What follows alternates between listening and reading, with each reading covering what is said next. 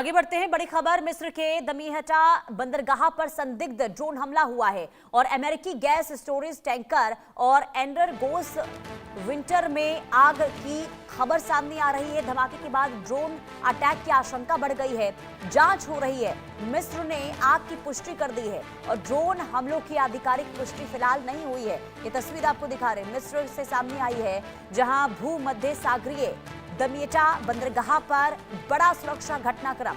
दरअसल अमेरिकी स्वामित्व वाले फ्लोटिंग गैस स्टोरेज एवं रीगैसिफिकेशन टैंकर एनर्गोस विंटर में आग लगने के बाद ड्रोन हमलों की आशंका दरअसल बताई जा रही है। इसके पीछे आशंका जताई गई है कि ड्रोन हमला हुआ है, लेकिन समुद्री सुरक्षा एजेंसियों का अभी ये आकलन है कि जहाज को ड्रोन ने निशाना बनाया है, जबकि मिस्र के पेट्रोलियम मंत्रालय ने केवल आग लगने की पुष्टि की है और ड्रोन हमले की आधिकारिक पुष्टि फिलहाल सामने नहीं आई है। लेकिन आग पर काबू पा लिया गया है और किसी के हताहत होने की सूचना नहीं है। लेकिन घटना की जानकारी मिलने के बाद जिम्मेदारों की पहचान अभी नहीं हो सकी है। तो तस्वीर देखिए जो सामने आई है दमियटा से, ये तस्वीर हम आपको दिखा रहे हैं, जहां अमेरिकी गैस टैंकर में आग की खबर। हालांकि आग कैसे लगी फिलहाल इसे लेकर कोई जानकारी आधिकारिक तौर पर नहीं दी गई है।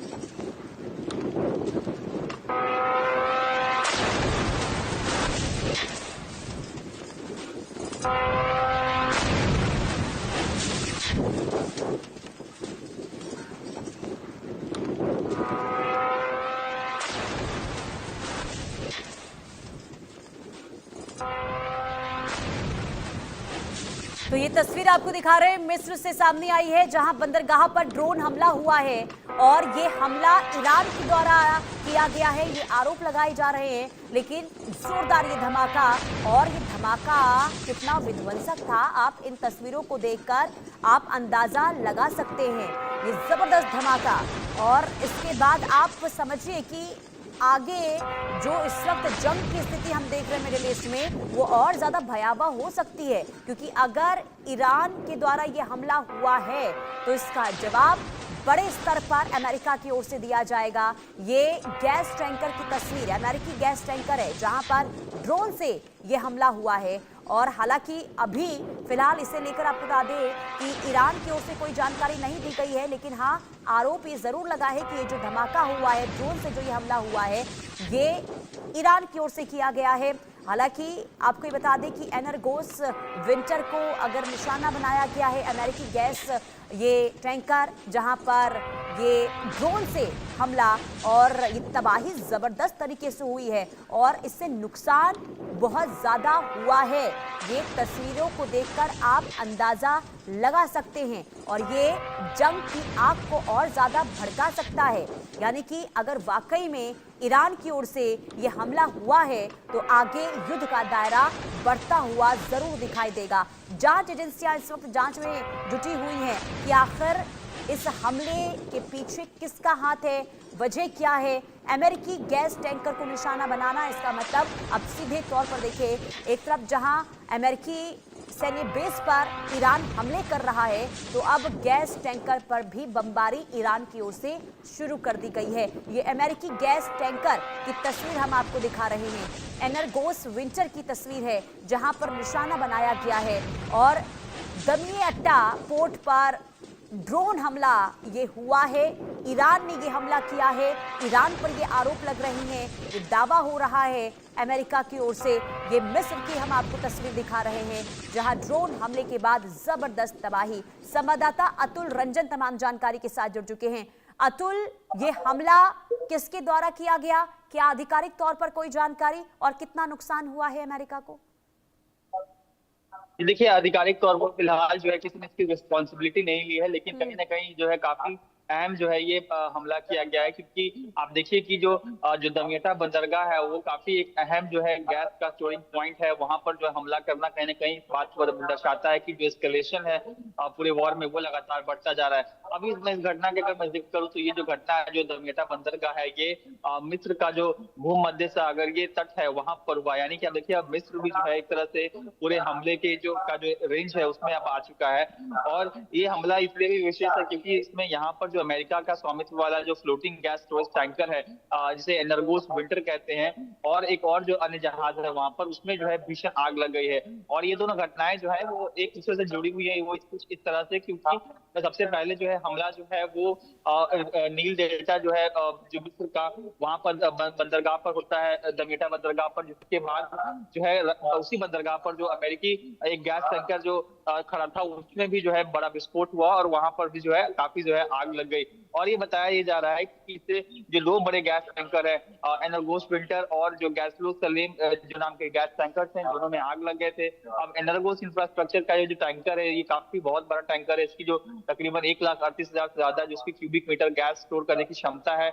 वहीं जो एनर्गोस विंटर है वो भी जो है काफी बड़ी एक गैस टैंकर है। इन दोनों को जो है अपनी आग के चपेट में जो है हमले के बाद जो है वो आ जाता है, जिसके बाद जाहिर सी बात है जो पेट्रोलियम मंत्रालय है उसके हिसाब से जो तकनीकी टीम है और जो आपातकालीन टीम है उसने इस पर काम शुरू किया और तुरंत जो है आग पर जो है नियंत्रण पा लिया। हालांकि इसमें एक गनीमत ये रही है कि तमाम जो क्रू मेंबर्स थे, जो चालक दल थे, सभी को सुरक्षित समय पर बाहर निकाल किया था और इससे किसी के हताहत होने या कोई किसी के घायल होने की खबर फिलहाल नहीं आई है। लेकिन जो मिस्र के जो पेट्रोलियम मंत्री है उन्होंने खुद ही घटनास्थल का दौरा किया है और उसके बाद में जो है आग लगने की घटना की पुष्टि की है और उसमें जो है एक विशेष रूप से जो ड्रोन हमले शब्द का जो है वो जिक्र किया गया है। यानी कि फिलहाल लेकिन ड्रोन हमला अतुल जरा ये समझाइए, क्योंकि ये जो बंदरगाह है ये ईरान से 3,000 किलोमीटर दूर है और ऐसे में क्या वाकई में ईरान की ओर से ये हमला किया जा सकता है या फिर जो हूती विद्रोही हैं जो इस वक्त आक्रामक हैं रेड सी में हमने देखा है, क्या उनके द्वारा भी ये हमले हो सकते हैं? बिल्कुल, देखिए जो तमाम जो अमेरिका ईरान के जो एक्सिस ऑफ रेजिस्टेंस के जो तमाम जो आर्म्स है वो सभी फिलहाल जो है वो एक्टिव हो गए हैं। आप देखिए चाहे हूती हो या फिर इससे पहले हमने हिजबुल्ला को भी देखा है और उससे पहले हमास को भी हमने देखा है किस तरह से जो लगातार एक्टिव है। लेकिन अभी आप देखिए कल जो है अमेरिका ने जो पॉपुलर मोबिलाइजेशन फ्रंट है इराक में उस पर भी हमला किया था, क्योंकि पॉपुलर मोबिलाइजेशन फ्रंट जो है उसने सऊदी अरमको के जो प्लांट्स है उस पर जो हमला किया था। यानी कहीं ना कहीं ईरान के जो तमाम जो एक्सिस ऑफ रेजिस्टेंस के जो सदस्य हैं वो भी इस हमले में ईरान का साथ दे रहे हैं। तो ऐसे में इस बात से इनकार नहीं किया जा सकता कि अगर ईरान ने यह हमला नहीं किया तो हो सकता संभवतः यह है कि हूती जो विद्रोही हैं जो लगातार रेड सी में अपना आतंक मचाए हुए हैं वो जो है इस हमले को अंजाम दे सकते हैं। और शायद संभवतः ये भी हो सकता है कि जिस तरह से पॉपुलर मोबिलाइजेशन फ्रंट पर जो कल अमेरिका ने हमले किए थे जिसमें तकरीबन 20 जो फाइटर्स हैं पॉपुलर मोबिलाइजेशन फ्रंट के उनकी मौत हो गई और तकरीबन 2 से ढाई दर्जन जो है घायल हो गया, उसका एक बदला भी ये हो सकता है कि हूथीज की तरफ से कि अपने जो साथी हैं उन पर जो हमला किया गया उसका बदला लिया जाए, क्योंकि इसमें जो मेन जो नुकसान जिसमें हुआ है वो जाहिर सी बात है वो अमेरिका का जो गैस टैंकर है उसको हुआ है। तो कहीं ना कहीं मेन निशाना जो है संभवतः वही था, और जो उसको आप कह सकते हैं कि ये बदला लिया गया है। यानी कि जो तमाम जो 4-5 दिन का जो एक लल हमने देखा था ईरान की तरफ से, एक शांति जी। दिखी थी एक तरह से, वो जो है एक बार फिर से जो है वायलेट हो चुकी है, और दोनों देश जो है एक दूसरे की तरफ से जो है अपने अपने एसेट्स को जो है एक दूसरे के एसेट्स को जो माफ कीजिए लगातार हमले कर रहे हैं उस पर और निशाना बना रहे हैं। हम्म, बिल्कुल। और अतुल, क्योंकि देखिए ये काफी अहम पोर्ट माना जाता है अमेरिका के लिए, अगर इस पर हमले हुए हैं, क्योंकि डोनाल्ड ट्रंप की ओर से चेतावनी आ गई है कि अगर इसके पीछे ईरान का हाथ होता है तो फिर इसके बाद ईरान को इसका खामियाजा बड़े पैमाने पर भुगतना पड़ेगा। जरा ये समझाइए कि अगर वाकई में ईरान की ओर से ये हमला हुआ है तो आगे फिर मिडिल ईस्ट में क्या स्थिति अब बन सकती है इन हमलों के बाद? जी देखिए, कल अमेरिकी राष्ट्रपति डोनाल्ड ट्रंप ने फॉक्स न्यूज को एक इंटरव्यू दिया, हाँ। एक टेलीफोनिक इंटरव्यू दिया, जिसमें काफी जो है विस्तृत रूप से उन्होंने बातचीत की युद्ध की स्थिति पर और अमेरिका के क्या प्लान्स है उसको लेकर जो है काफी चर्चा की। और जिसमें अपने टिपिकल स्टाइल में डोनाल्ड ट्रंप ने जो है काफी जो है अनपार्लियामेंट्री लैंग्वेज से भरे शब्दों में जो है ईरान को धमकी दी कि एक बार फिर से वो जो है ईरान की जो तमाम जो लीडरशिप है और जो ईरान की जो तमाम जो न्यूक्लियर प्रोग्राम्स है उसको खत्म करने के लिए जो है काफी प्रतिबद्ध है, और उसको लेकर जो भी करना होगा वो करेंगे। आप देखिए जिस तरह से एक बार फिर से अमेरिका जो है इजराइल के साथ लगातार बैठकें कर रहा है, और इसमें देखिए युद्ध का जो दायरा है वो किस तरह से बढ़ रहा है कि अभी हमने मिस्र का जिक्र किया, आपने देखिए कल जो है अमेरिका सऊदी के साथ मिलकर पॉपुलर मोबिलाइजेशन फ्रंट पर जो है इराक में हमले करता है। यानी कि आप देखिए सऊदी अरब जो अभी तक डिफेंसिव था ईरान के हमलों को लेकर के, वो भी अब जो है इस तरह से एक तरह से कूद गया है इस युद्ध में, क्योंकि वो भी जो है अमेरिका के साथ साझेदारी करके जो अपने जो एडवर्सरीज है ईरान के जो अलाइज हैं उन पर जो है हमला करने की बिल्कुल। कोशिश कर रहा था। तो कहीं ना कहीं जो दायरा है वो युद्ध का वो बढ़ता जा रहा है, और और चिंताजनक ऐसे भी हम लगातार देख रहे हैं कि इस बार जब दूसरे दौर की जंग शुरू हुई है अतुल, तो एक रणनीति में अमेरिका की बदलाव देखने को मिला है। तो आगे ये जरूर माना जा रहा है कि स्थिति बहुत ज्यादा जो है वो खराब होती हुई दिखाई देगी। अतुल, बहुत शुक्रिया तमाम जानकारी देने के लिए। एक बार फिर आपको ये तस्वीर दिखाते, तस्वीर आप देख लीजिए। ये तस्वीर मिस्र से सामने आई है और धमाका जोरदार हुआ है।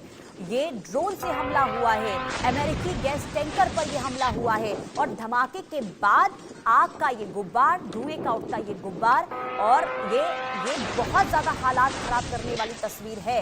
हालांकि इंतजार करना होगा कि आखिर आधिकारिक तौर पर क्या जानकारी दी जाती है कि आखिर ये जो हमला हुआ है अमेरिकी गैस टैंकर पर किसके द्वारा किया गया है। लेकिन एनर्गोस विंटर को निशाना बनाना, ये जरूर कहा जा सकता है कि इससे अब एक बार फिर डोनाल्ड ट्रंप का